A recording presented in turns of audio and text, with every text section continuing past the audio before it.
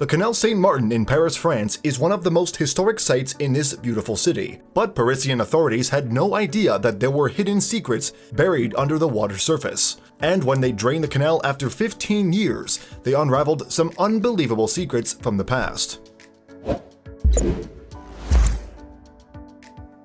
Every 15 years or so, the city of Paris, France drains the approximately 5-kilometer-long Canal Saint-Martin. But they hadn't done this since 2001, and it soon became clear that it was time to do it again for the sake of the local businesses in the area. In recent years, the area has turned into a hotspot for tourists and bobos, a group of people with a bourgeois bohemian way of life that are reminiscent of hipsters. New cafes, trendy bars, and quirky restaurants have also popped up in this region. But attracting tourists wasn't what Napoleon originally intended for the canal.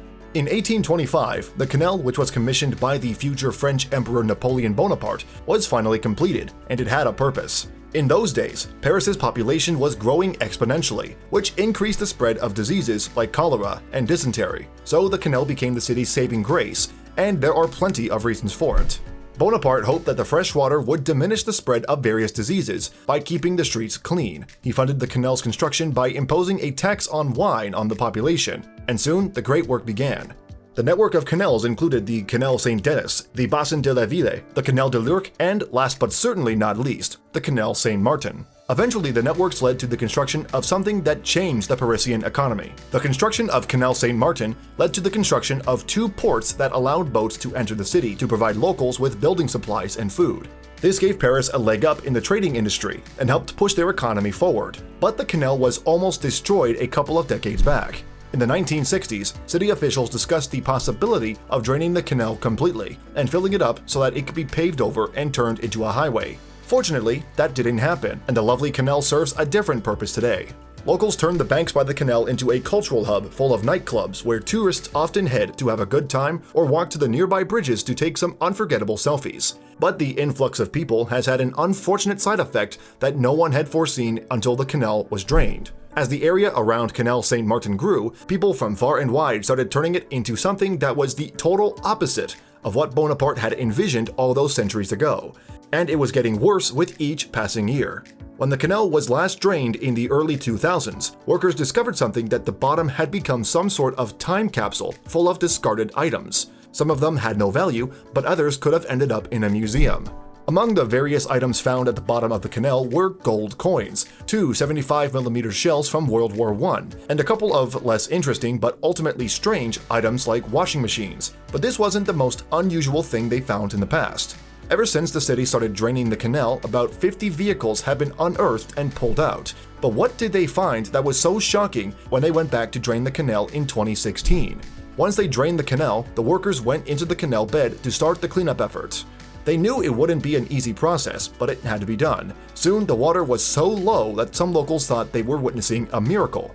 Locals found it unusual to see their precious canal drained as it was. In fact, some folks could literally walk across the canal without fear of drowning because the water was only ankle high. But if they knew what was lurking underneath the canal, they would have thought twice about stepping foot in these murky waters. People have been throwing mopeds and bikes into the canal all these years, which remained buried under the water until the workers uncovered them. But there was a reason why these folks took such drastic actions with their vehicles. Some of the bicycles and mopeds had been there for quite a long time, while others appeared to have been thrown in a bit more recently. But most of the items seemed to have some sort of backstory to them. The workers had found items that were pretty old and full of history. They weren't just discarded junk. They represented the city's diverse history, and also one of its latest developments. Paris launched Vélib', the city's largest bike-sharing service, which has a fleet of over 20,000 bicycles and 1,800 bicycle stations. The canal seemed to be plagued by Vélib' bicycles, but that wasn't the only thing the workers unearthed. Workers found a number of chairs, supermarket carts, dustbins, fire extinguishers, and other items like umbrellas and even street signs. They also found a collection of items that posed a threat to local wildlife. There were lots and lots of water bottles in the muddy bottom of this iconic waterway, and some locals weren't happy about this or any of the other junk that was discovered by the workers. A public sector worker who was present during the 2001 cleanup told The Guardian, "The last time, I don't remember seeing so much rubbish in it. I despair. The bobos are using it as a dustbin."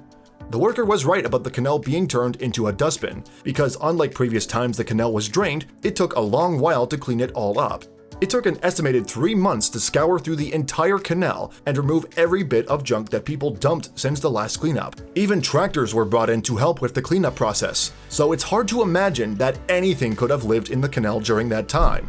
Before the workers started the cleanup process, they went in with long nets to catch the fish that were living in the canal. They didn't have a lot of time, and they had to make sure all the fish were accounted for before they got taken to a safer location. The cleanup project was a costly one for the city. In the end, it set them back more than $10 million, but it was worth it to ensure that one of Paris's most historic canals didn't remain a waste zone. And when a politician noticed the project was getting tons of publicity, she saw a major opportunity. Parisian Deputy Mayor Celia Blauwell urged the local population to stop throwing things into the canal, and as an incentive, she explained that by doing this, the Canal Saint Martin could be clean enough for people to swim in sometime in the near future.